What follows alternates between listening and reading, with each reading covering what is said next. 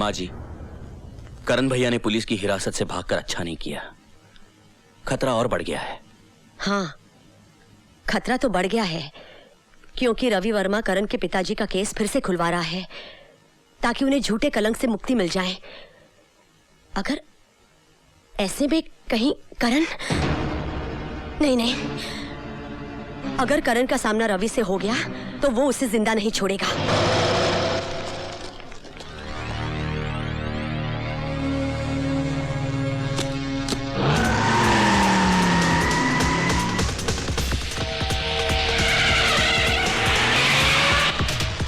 चल जल्दी रवि।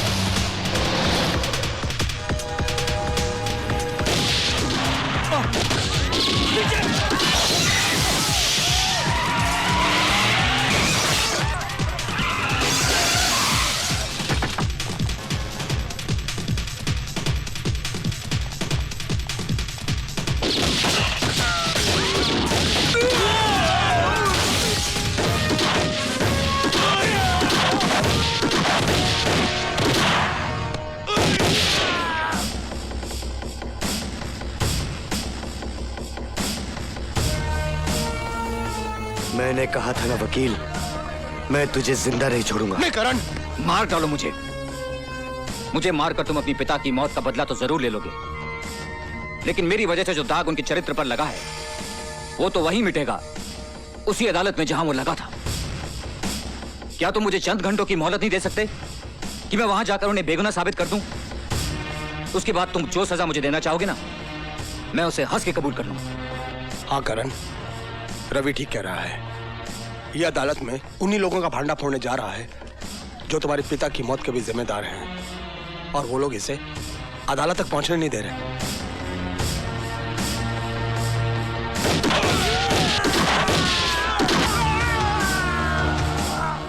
चल अदालत। दुनिया की कोई भी ताकत तुझे अदालत पहुंचने से नहीं रोक सकती। चल!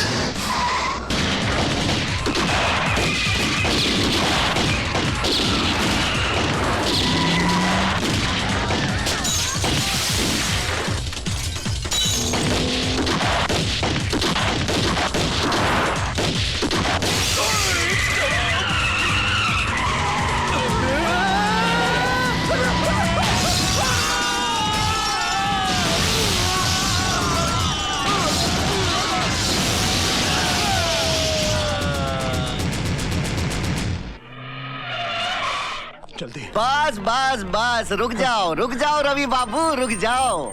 यहाँ तक आ गए, बहुत आ गए। अब इस रेखा को मत लांघना।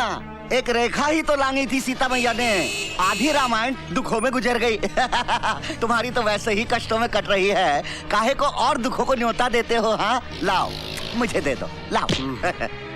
बात रामायण की करते हो और इतना भी नहीं जानते कि जब रावण को जलाया जाता है तो उसके साथ साथ कुंभकर्ण और मेघनाथ भी चलकर खाक हो जाते हैं। पता था मुझे, पहले से ही पता था कि अच्छी तरह से समझाने पर भी नहीं ना समझेंगे आप, इसलिए दूसरा बंदोबस्त भी किया हुआ है। हेलो, लीजिए सुनिए, अपनी पूजा बिटिया की प्यारी प्यारी आवाज सुनिए, सुनो। हेलो बेटा। छोड़ बच्ची को, कभी नहीं, अगर बच्ची को कुछ हो गया तो छोड़ूंगी नहीं मैं तेरे को। पूजा, शाबाश। पूजा रोती नहीं। अब यूँ समझ लो कि अदालत में जाके आपने बैग खोला नहीं, कि आपकी पूजा बिटिया आई है।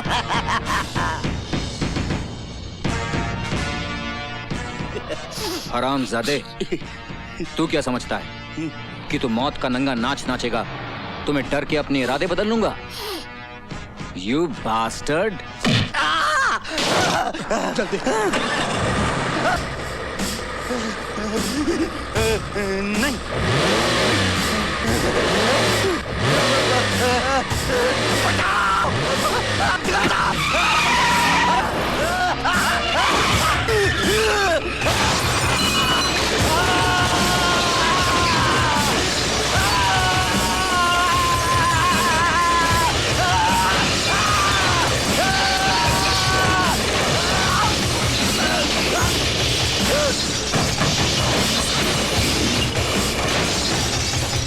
मुझे कुछ समझ में नहीं आ रहा मिलॉर्ड कि आज कमिश्नर सत्यप्रकाश को चरित्रवान साबित करके मिस्टर रवि वर्मा क्या हासिल करना चाहते हैं, जबकि एक दिन खुद इसी अदालत में खड़े होकर इन्होंने कमिश्नर सत्यप्रकाश को रिश्वतखोर साबित किया था और हमने इनकी जोरदार दलीलों पर तालियां बजाई थी। काश आपने वो तालियां नहीं बजाई होती।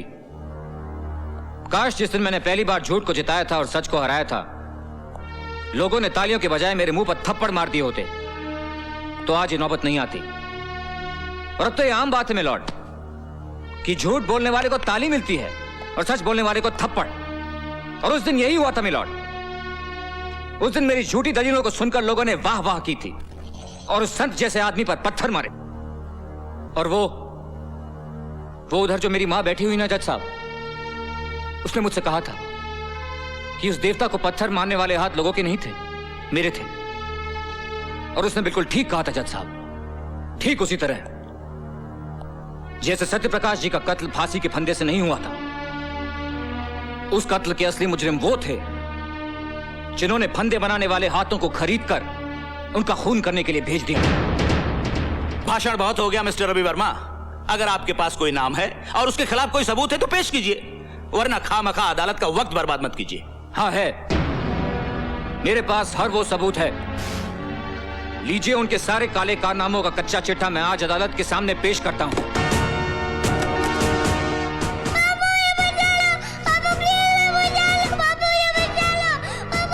रवि, क्या बात है?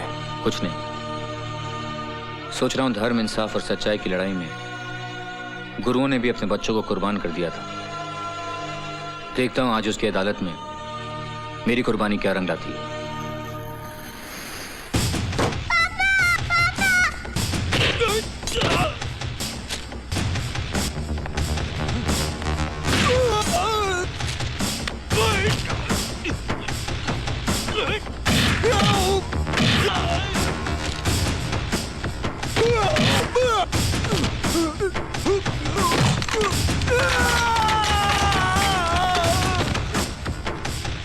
छोड़ बच्ची को, बहुत बुरा होगा तेरा। छोड़ बच्ची को, कभी नहीं। छोड़ दे बच्ची को, छोड़। बुरा। पूजा।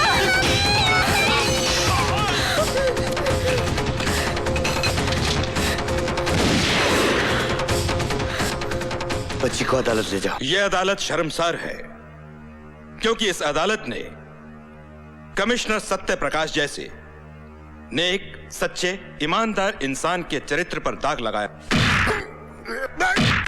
हम उनके मरणोपरांत उनसे क्षमा याचना करते हैं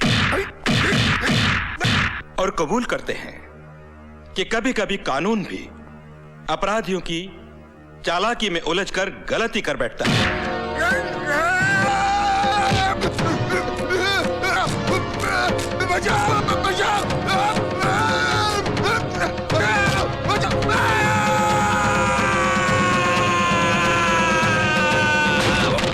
अदालत यह हुक्म जारी करती है कि कमिश्नर सत्यप्रकाश के खून के इल्जाम में तेजेश्वर सिंघाल को फौरन हिरासत में लिया जाए और इन पर बाकी मामलों के मुकदमे चलाए जाएं।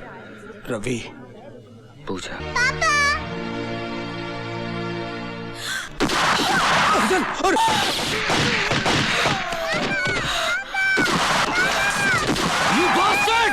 इंस्पेक्टर, आगे मत बढ़ना।